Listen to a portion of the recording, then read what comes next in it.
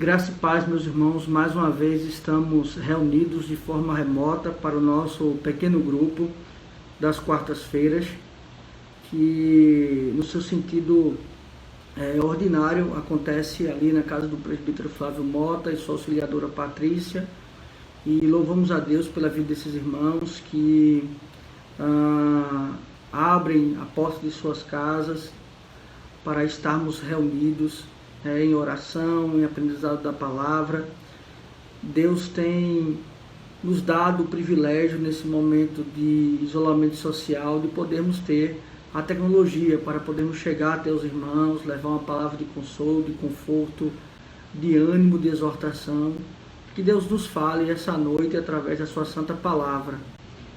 Como os irmãos bem sabem, esse estudo está sendo gravado, mas será de forma interativa no YouTube, onde os irmãos poderão fazer perguntas, colocações, e eu também estarei presente, interagindo com os irmãos também no chat do YouTube. Também temos o nosso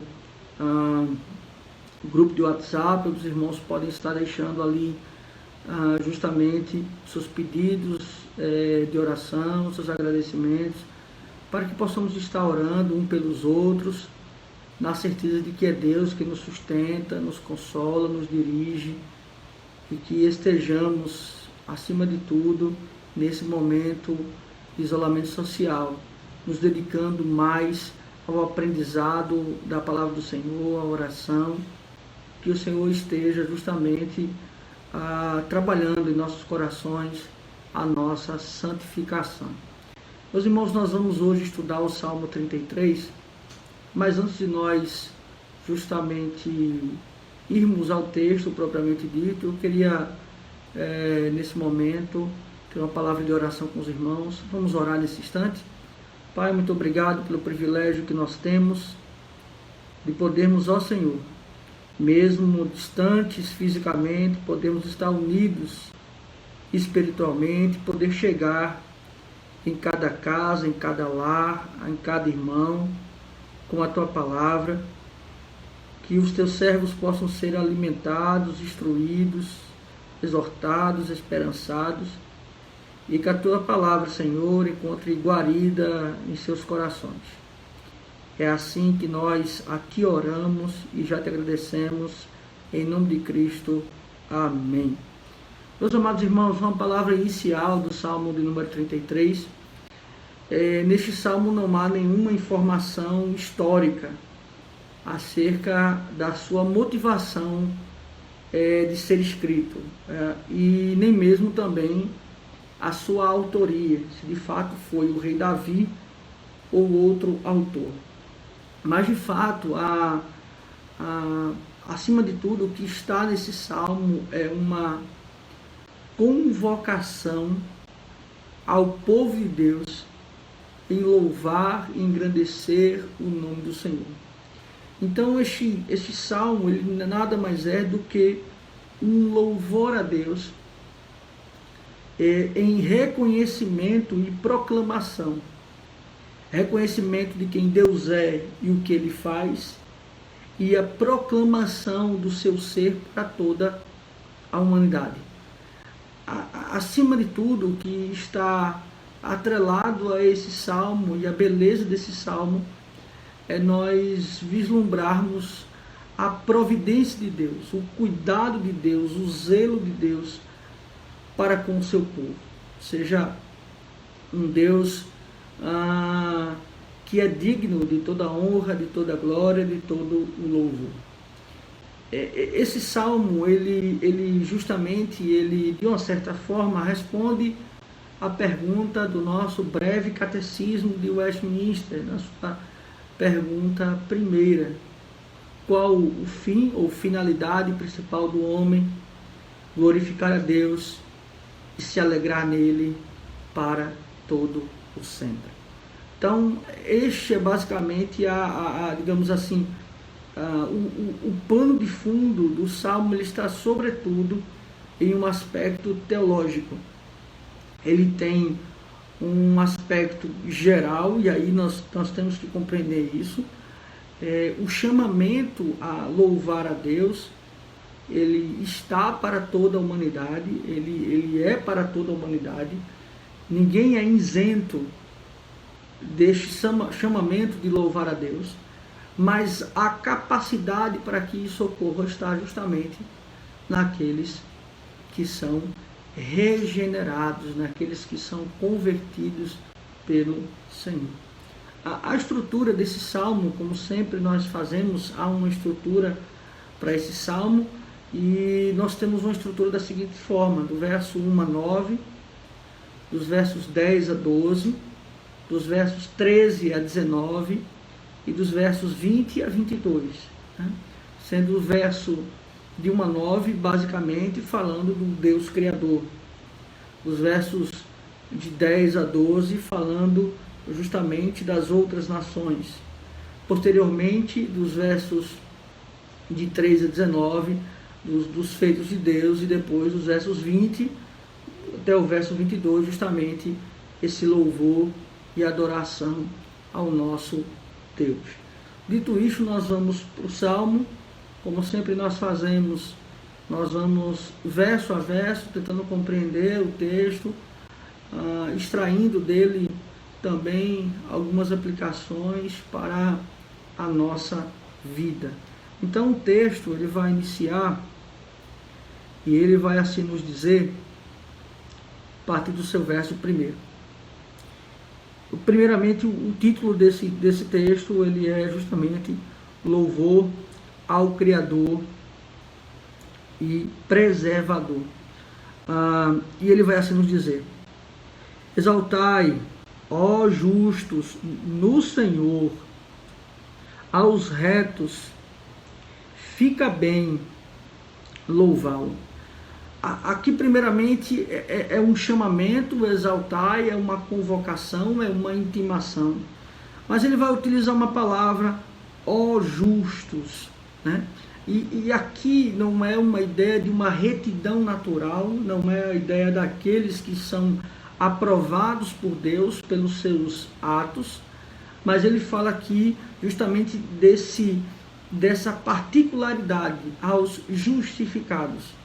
Então, aqui não é ele chamando só os justos a louvarem a Deus, mas é sobretudo colocando já para nós que a capacitação para justamente louvar a Deus da forma que é devida e agradar a Deus não está em todos, mas está justamente naqueles a quem Deus justificou, né? Então ele vai usar esta palavra aos justos, mas ele usa ainda uma outra expressão nesse verso primeiro que é muito importante: aos retos fica bem louvá-lo. E aqui a retidão justamente não é a ideia da perfeição neste ser, mas é justamente a conquista desse olhar de perfeição de Deus para aqueles que foram comprados por aquele que é perfeito. E ele vai justamente dizer, fica bem louvá-lo. Essa expressão fica bem, na verdade, é aqueles que têm desejo, vontade de louvar a Deus, de entoar cânticos ao Senhor. Então, nesse sentido, mostra sobretudo pessoas que foram justamente justificadas por Deus, que então para Deus, mediante o mérito e obra do Senhor Jesus Cristo, eles são considerados retos, e ele vai usar fica bem louvá-los, ou seja, a transformação de mente, porque o texto de Romanos capítulo 3, ele vai dizer que não há um justo, nem um só sequer, não há quem entenda, não há quem busque a Deus. E nesse sentido, quando ele usa essa expressão, ele está dizendo ao homem natural, ao homem que não é alcançado por Deus, não há vontade, não há desejo, não há vigor, não há ânimo de louvar, glorificar e engrandecer o nome do Senhor. mas a este justamente há desejo, vontade, ânimo, vigor de louvar e engrandecer o nome do Senhor. Então aqui justamente ele nos coloca uma situação de que, de fato, o cumprimento da lei, o cumprimento justamente de louvar ao Senhor é de toda a humanidade, mas a capacidade de fazer isso de forma agradável ao Senhor, aceitável ao Senhor, não está em toda a humanidade, mas está naqueles a quem Deus escolheu, elegeu, aqueles a quem Deus regenerou, aqueles a quem Deus justamente fez a obra de conversão, aqueles a quem Ele tomou como filhos adotivos. Então, nós vemos que é este primeiro aspecto que Ele trabalha. A responsabilidade de louvar, mas a quem está justamente essa capacidade, com quem está essa capacidade de louvar a Deus. No verso 2, ele vai trabalhar justamente: celebrai o Senhor com harpa, louvai com cânticos, no saltério, que diz, o saltério de 10 cordas. E aí ele vai dizer justamente isso: como então eu devo entoar, eu devo louvar ao Senhor. Aqui é importante porque nós temos que entender que justamente ele não coloca instrumentos como sendo algo ordinário, a obrigatoriedade desses instrumentos. Mas ele nos coloca justamente que a instrumentalidade do louvor, ela é sim aceitável ao Senhor. Ele fala justamente do saltério, ele vai dizer de 10 cordas, ele fala da harpa. Então aqui o que ele está dizendo é: ora, como devemos louvar a Deus? Com justamente, e quando ele fala do saltério, ele não está falando da exclusividade dos salmos na adoração. Até porque nós vamos ter outros cânticos na própria palavra de Deus. Mas nós vamos ter os salmos, nós vamos ter o cântico de Maria, que é o cântico do Magnificat, e outros cânticos bíblicos. Mas ele está falando sobretudo esta forma de adoração a Deus. Ela tem que estar pautada na palavra de Deus e ela tem que ser de uma forma reverente.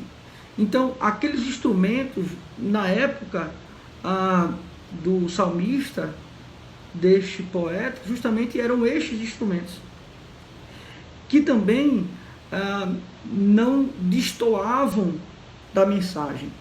Então, assim, vamos também ter a seguinte ideia: pode-se utilizar vários instrumentos para o louvor, para a adoração, para esse momento? Pode. Mas desde que esses instrumentos eles não sejam sobrepujantes à própria mensagem, à própria letra, que eles não se sobreponham, justamente esse arranjo, ou essa melodia, né? Esse arranjo ele não se sobreponha à mensagem. Então essa é justamente a questão da reverência. Então tudo aquilo que traz distração, por exemplo, algum ritmo musical que destoe da mensagem, mas não somente isso, que cause justamente distração à mensagem, que não me cause justamente estar focado na mensagem de Deus, isso deve ser evitado. Então, quando ele cita, né, quando ele cita justamente o instrumento, ele está trabalhando dessa forma, nesse sentido desse cântico. Quando ele trabalha no verso 3, ele vai dizer para nós, né? Entoai um novo cântico. Então ele vai dizer: entoai um novo cântico. Tanguei com arte e com júbilo. tangei com arte e com júbilo. Aqui justamente esse novo cântico não é uma nova música. A ideia não é essa. O novo cântico não é a renovação, não é a novidade na mensagem. Mas esse novo cântico ele está atrelado, sobretudo, que sempre nós temos que nos pautar pelo zelo, pelo cuidado no momento de louvor.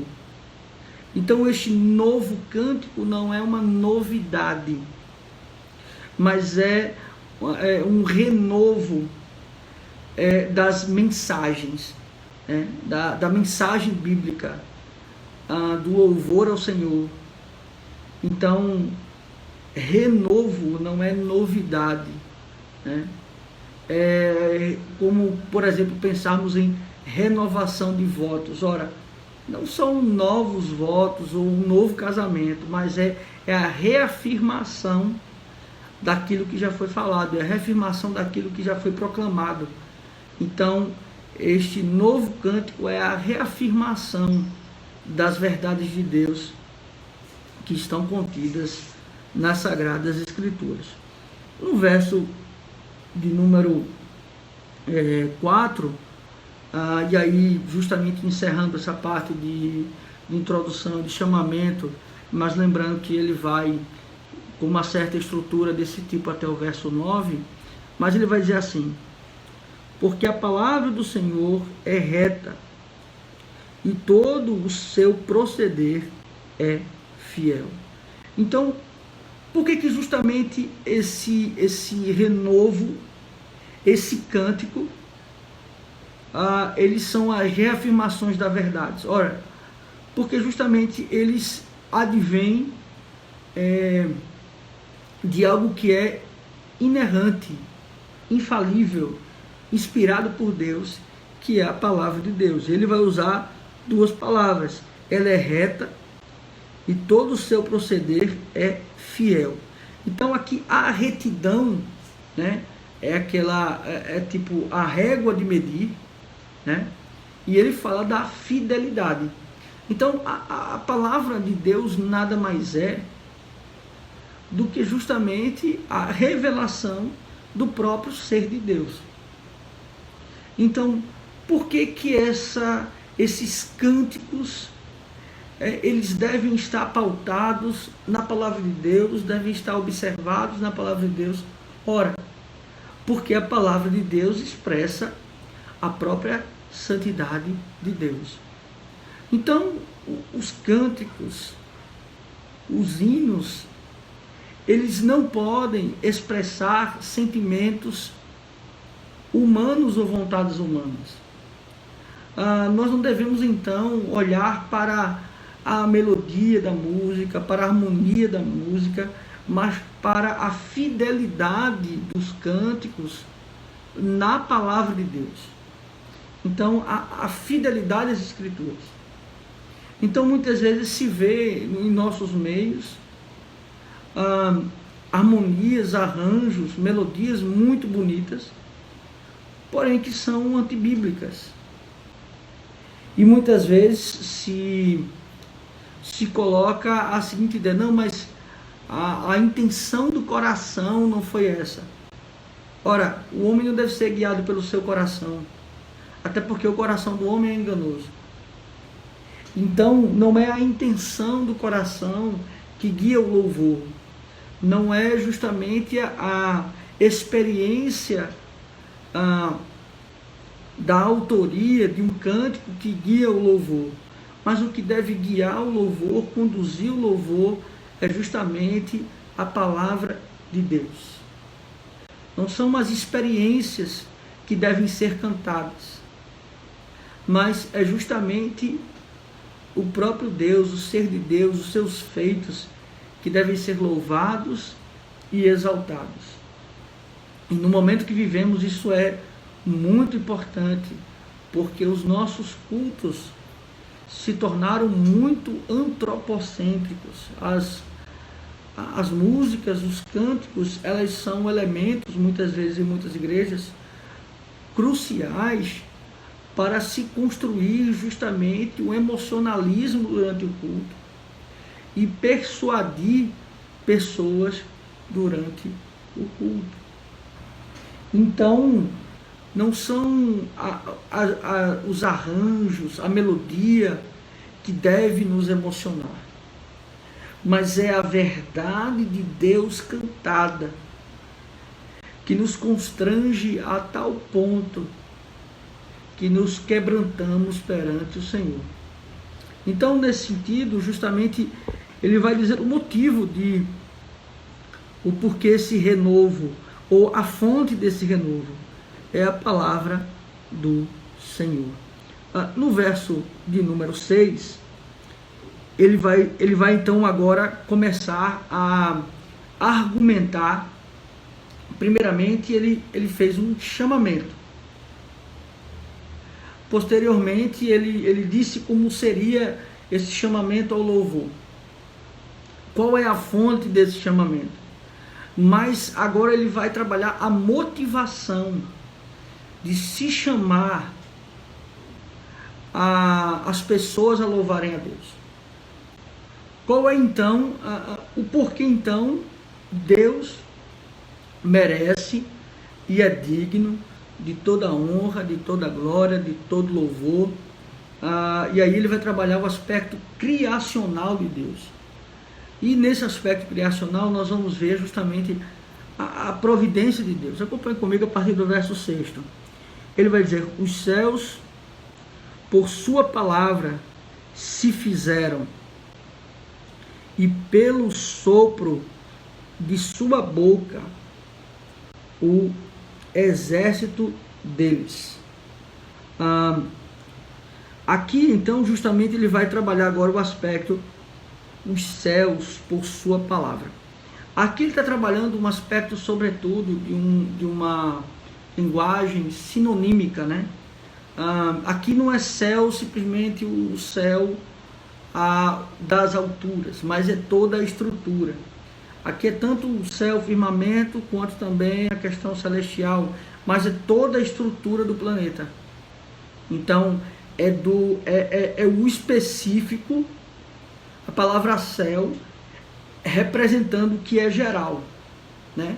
Então, o céu aqui representa toda a estrutura criacional, toda a estrutura que Deus criou, né? E ele vai justamente dizer: os céus por suas palavras se fizeram, e pelo sopro de sua boca o exército deles. Aqui justamente ele está trabalhando o sentido propriamente dessa ideia da palavra de Deus. E sabemos que este logos, que é esta palavra, que estava desde o início, aí justamente é o prólogo de João, né, do Evangelho de João, é o próprio Cristo. E ele vai falar então justamente deste sopro, pelo seu sopro. E aí sabemos que é o sopro de vida, o próprio Espírito. Então nós vamos também compreender aqui agora que esta adoração é a um Deus trino, ou a um Deus plural. Não há vários deuses, né? Até porque na língua hebraica não se entendia ainda na cultura hebraica a ideia da trindade. Mas havia uma concepção da pluralidade dentro justamente do aspecto de um único Deus, né? de um único Deus. Então, aqui então vai revelando que esta adoração é para um único Deus, que subsiste em três. Então, perceba aqui um aspecto importante, o que nós muitas vezes não vivemos nas igrejas. Exemplo, igrejas muitas vezes elas trabalham apenas na sua liturgia, no seu louvor, apenas um aspecto, apenas uma pessoa da Trindade. Então, muitas vezes um culto ele fala da pessoa de Cristo, mas ela não traz a pessoa do Espírito Santo, ou não traz o Pai dentro da liturgia. Então, o culto a Deus, o louvor a Deus, ele é um culto ao Deus Trino, ao Pai, Filho e Espírito Santo.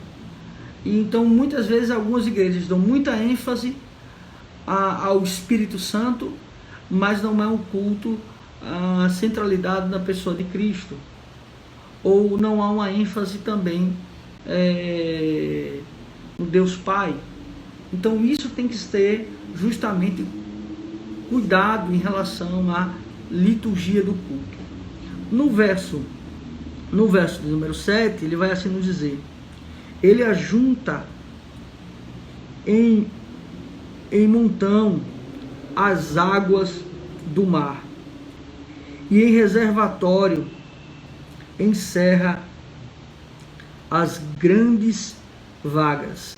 Aqui justamente ele está falando dessa concepção das águas. E aqui o que é importante, veja, o que é interessante é que ele vai falar desta sabedoria de Deus na natureza. O quanto Deus ele é perfeito na sua criação e, acima de tudo, o quanto Deus é zeloso com os seus, com o ser humano. Ele preparou toda essa estrutura para o ser humano. Então ele vai traçar a ideia de que, de fato, a Terra, essa estrutura, ela é basicamente com mais águas, mas ele vai aqui então falar deste cuidado de não deixar justamente com que as águas elas ultrapassem os seus limites, deixando então a terra para que o homem pudesse habitar nela. Então perceba o controle de Deus sobre todo o aspecto da natureza. Então todo o preparo que Deus concedeu ao homem para habitar na terra. Então Deus ele controla esses limites da água, ele faz essas divisões e justamente é uma concepção desta de Deus então cuidando do homem, e nós percebemos então que Deus então cuida e zela do homem e prepara todo este ambiente. Mais à frente ele vai então nos dizer da seguinte forma no verso número 8: tema ao Senhor toda a terra, temam-no todos os habitantes do mundo. Ou seja, aqui então ele é como se ele exortasse. Primeiramente ele faz uma apresentação de Deus. Ora, quem é este Deus? Este Deus é o Criador de todas as coisas. Ele é um Deus triuno, um Deus trino. Ele tem o controle de toda a natureza, a tal ponto de que ele divide o mar da terra, e aqui ele está fazendo alusão justamente ao texto de Gênesis, capítulo número 1. E pela manifestação justamente do poder de Deus na criação, na natureza, os homens deveriam temer a Deus, porque a ideia aqui de temer a Deus é a ideia de conhecer e reconhecer quem é Deus. Ou seja, a natureza manifesta e testifica o poder, a soberania e a majestade de Deus. Então toda a humanidade deveria conhecer e reconhecer a Deus. Então ele dá este alerta a toda a humanidade. E é por isso então que aqueles que não louvam a Deus, não reconhecem a Deus, eles são indesculpáveis. Porque justamente esta é uma obrigação para todos. No verso número 9, ele vai assim nos dizer: pois ele falou e tudo se fez. Ele ordenou e tudo passou a existir. O Senhor frustra os desejos das nações e anula os intentos dos povos. Então aqui justamente, primeiramente, ele fala deste Deus Criador, Ele fez todas as coisas com o poder da sua palavra. Haja luz e houve luz. E não só isso, ele não só é criador, mas ele é governador, porque ele vai dizer que ele está sobre as nações. Então, nesse primeiro sentido, nesse primeiro aspecto, é o verso 10, ele trabalhou justamente esse Deus que cria todas as coisas, e do verso 10 até o verso 12, então ele vai construindo agora o Deus que governa sobre todos, o Deus que governa sobre todas as nações, o reino inabalável, indestrutível e eterno do Senhor. No verso 11, ele vai dizer: o conselho do Senhor dura para sempre, os desígnios do seu coração por todas as gerações. O que ele então está falando aqui? Da sabedoria, mas também da imutabilidade de Deus, da concepção também de um Deus imutável, e esta para sempre é toda a eternidade desta infinitude de Deus, da sua eternidade, né? Na sua concepção eterna. Ora, então o que ele está dizendo? Não há reino governante que contenha nele a sabedoria, a grandeza, a majestade que há em Deus.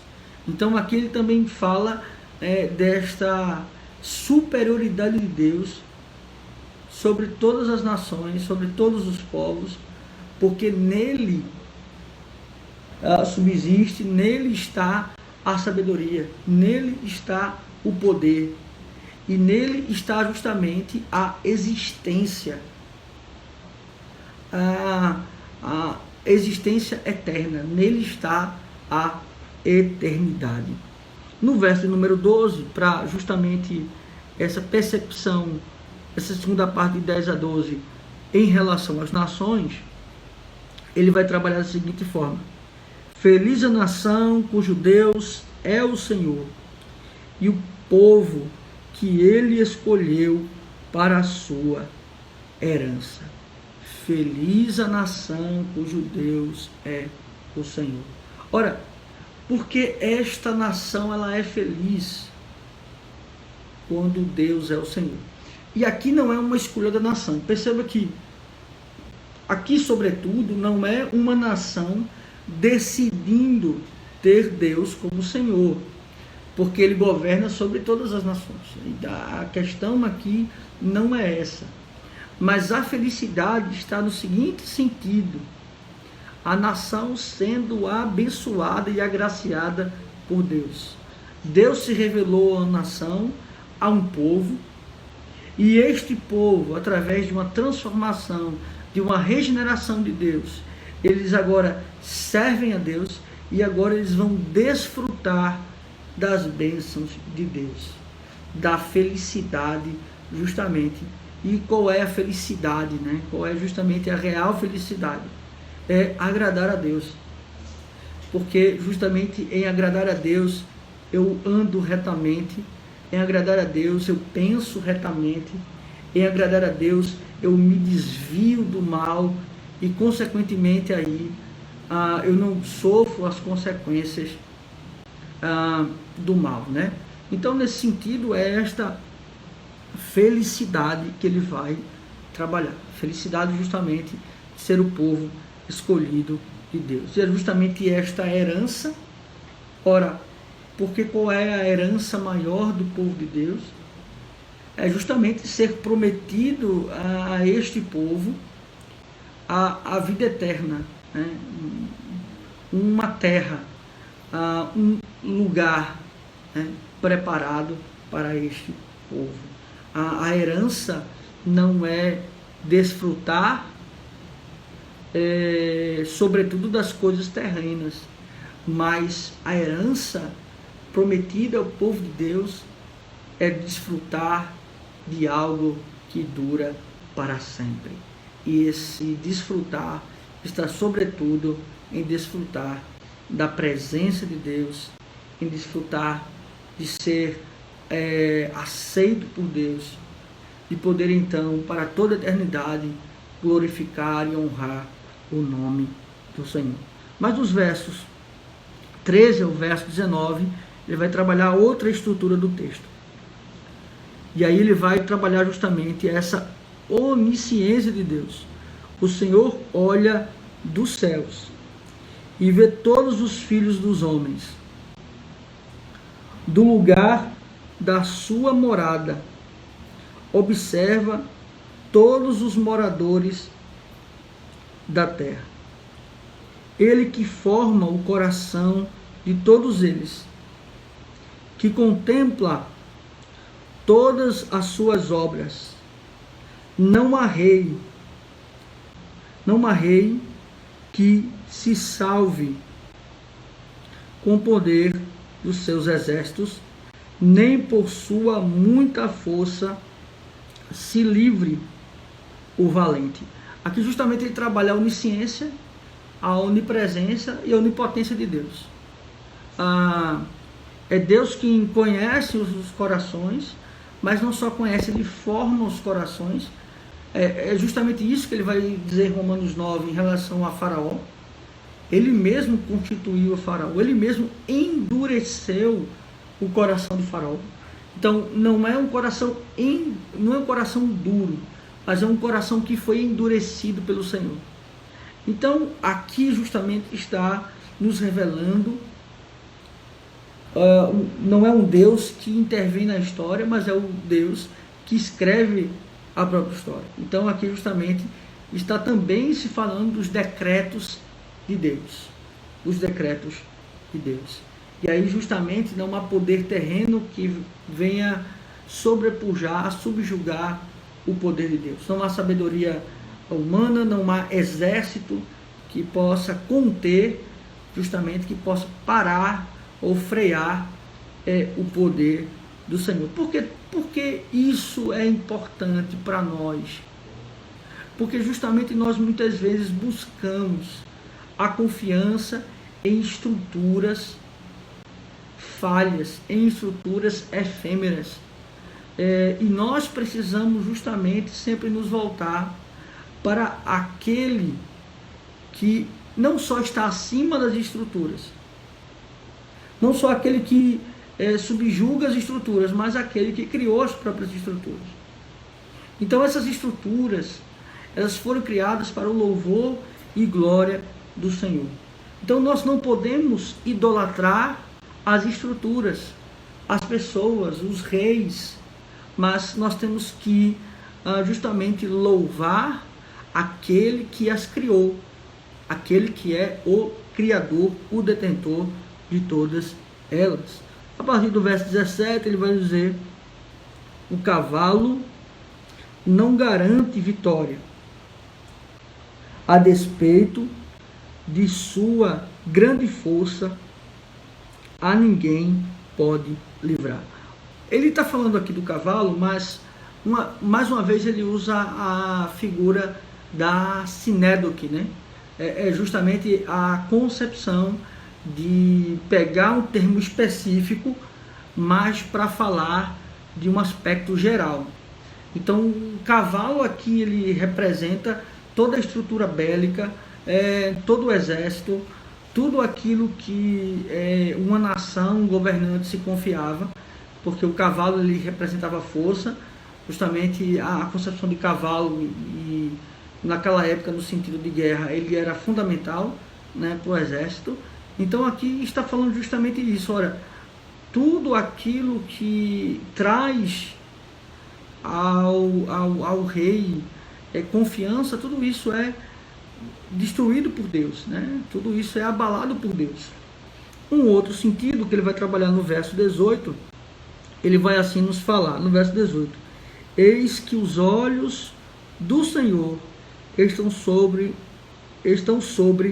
os que o temem, sobre os que esperam na sua misericórdia. e justamente os olhos do Senhor. Aqui a ideia não é sobretudo uma exclusividade de que Deus está olhando ou observando somente uma nação, mas os olhos do Senhor é a concepção dos olhos estarem fitos, no sentido de que Ele está separando, olhando, observando com um olhar diferente. Então, com um olhar de misericórdia, com um olhar de compaixão. Ou seja, Ele está observando esse povo, não no seu aspecto natural, mas no seu aspecto redentivo.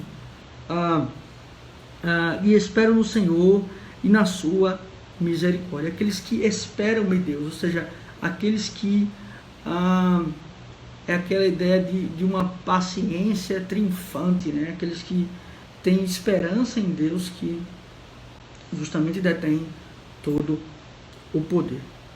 E no verso 19, que é justamente, o verso que finaliza essa concepção em relação justamente a essa onisciência, onipotência, onipresença, transcendência e emanência de Deus, ele vai trabalhar no verso 19, para livrar-lhes a alma da morte e no tempo da fome conservar-lhes a vida, para livrar a alma da morte.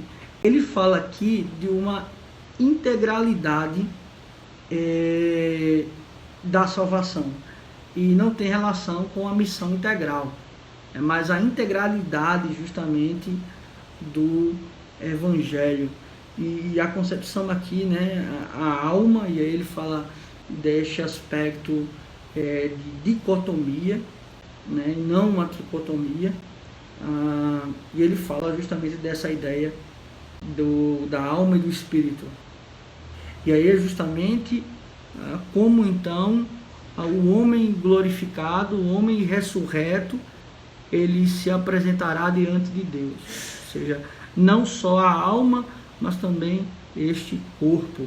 E também aqui não só uma perspectiva futura, porque nós muitas vezes, algumas pessoas só ficam imaginando o futuro, o estado de glória, mas também que Deus se preocupa, no sentido, preocupação, no sentido que Deus também está governando aspectos circunstanciais, de que Deus nos provém o alimento, de que Deus nos provém o sustento, de que Deus provém o nosso trabalho, de que Deus se atenta às nossas necessidades. Então, aqui também é um olhar para esta vida, no sentido de que Ele também se preocupa conosco nesse tempo e nesse espaço para nos preservar, né? Nos preservar para o momento glorioso da nossa redenção, da nossa restauração. Então isso deve estar muito claro em nossa mente. A partir do verso 20, o verso 22, e a conclusão justamente do texto, da mensagem, ele vai trabalhar no seguinte aspecto: nossa alma espera no Senhor, nosso auxílio e escudo. Nele o nosso coração se alegra, pois confiamos no seu santo nome. Justamente aqui ele traz o aspecto nosso, né? Justamente finalizando que esse é um cântico do povo de Deus. Nós esperamos em Deus, nós nos alegramos em Deus, pois confiamos no seu santo nome, ou seja, o nome que está acima de todo nome, o nome que é impronunciável, né? Um nome que tem todo o poder. Então aqui justamente é uma concepção de falar desta majestade, né? A majestade de Deus. No verso 22, finalizando: seja sobre nós, Senhor, a tua misericórdia, como de ti esperamos. Como de ti Seja sobre nós a tua misericórdia. A compaixão de um miserável. Eu deveria ser punido, eu deveria ter a morte eterna, mas Deus foi compassivo, misericordioso para comigo. E a ti nós esperamos, né? A compaixão de um miserável. Eu não merecia favor do Senhor, eu não merecia salvação no Senhor, mas Ele me concedeu. Então seja sobre nós uma ideia de derramamento, de investimento, de revestimento, né? Sobre nós justamente a tua misericórdia. A misericórdia de Deus justamente está no envio de Cristo para cumprir aquilo que não poderíamos cumprir, para ser aquilo que jamais poderíamos ser e para dar aquilo que jamais poderíamos dar justamente ao Senhor. A própria vida, o sangue justamente do Cordeiro Perfeito que purifica toda a injustiça. Há algumas lições, meus irmãos, que precisamos extrair desse texto para aquilo que nós estamos vivendo, para aquilo que nós estamos passando. Primeiramente, percebam isto: a centralidade da nossa existência não está em nós mesmos. Muitas vezes nós, através de um coração enganoso, nos colocamos como centro das coisas, como centro dos acontecimentos, quando na verdade não somos. Então, o primeiro aspecto que esse texto ele nos coloca é justamente que a centralidade de tudo isso está justamente em Deus, né?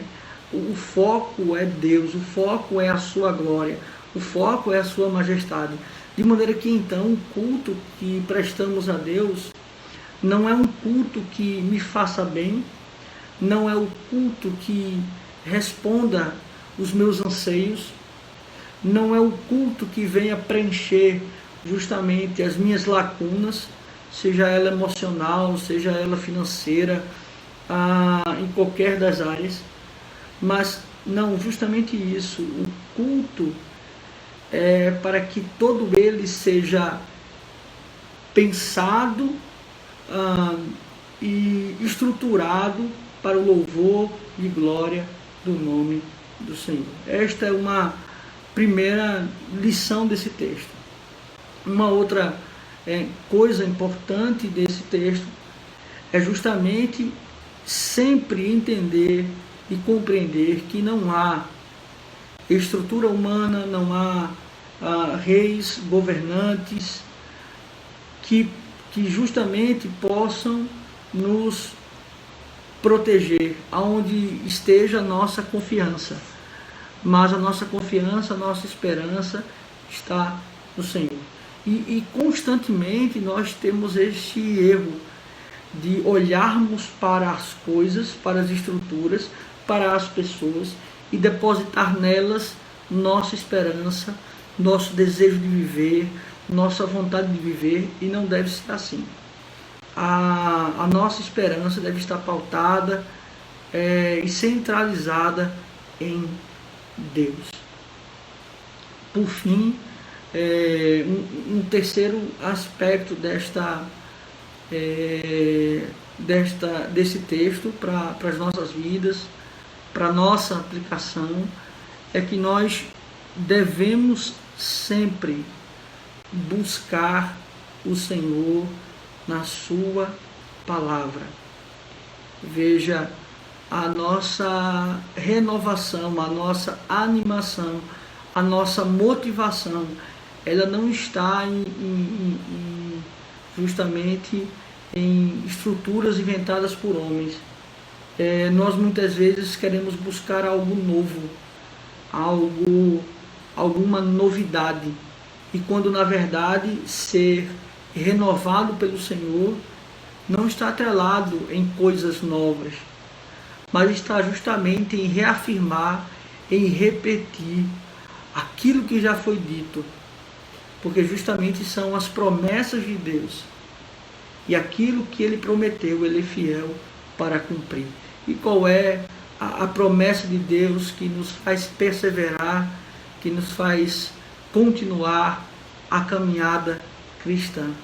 É justamente a promessa da redenção, do estado de glorificação, aquilo que foi conquistado por Cristo Jesus na cruz do Calvário. Que Deus assim nos abençoe, que Deus nos faça sempre perseverar no estudo da palavra, na oração, na comunhão, que nós estejamos sempre voltados para justamente a palavra de Deus. Que Deus assim nos abençoe. Vamos orar mais uma vez. Eu estarei no grupo do WhatsApp, também tirando dúvidas dos irmãos, ou qualquer coisa, me mandar também no Zap, no privado, para que nós possamos então estar sanando a dúvida dos irmãos, e também, se os irmãos assim quiserem, deixar pedidos de oração, de agradecimento, para que nós também estejamos orando uns pelos outros. Vamos orar? Pai, muito obrigado por esse estudo, por esta noite, por cada família aqui representada. Louvamos a Deus, Senhor, porque o Senhor tem chegado aos lares através das mídias sociais, e pela Tua graça, o Senhor tem suprido o Teu povo na Tua palavra. Nos faz, Senhor, perseverar, nos faz ser animados, não por questões circunstanciais ou por invenções humanas, mas que nosso ânimo, vigor, coragem e esperança esteja alicerçado na Tua palavra, no Teu Evangelho. E a Tua palavra é lâmpada para os nossos pés e luz para os nossos caminhos. Nos abençoe. É assim que nós a Ti oramos, em nome de Cristo. Amém. Que Deus assim os abençoe, meus irmãos.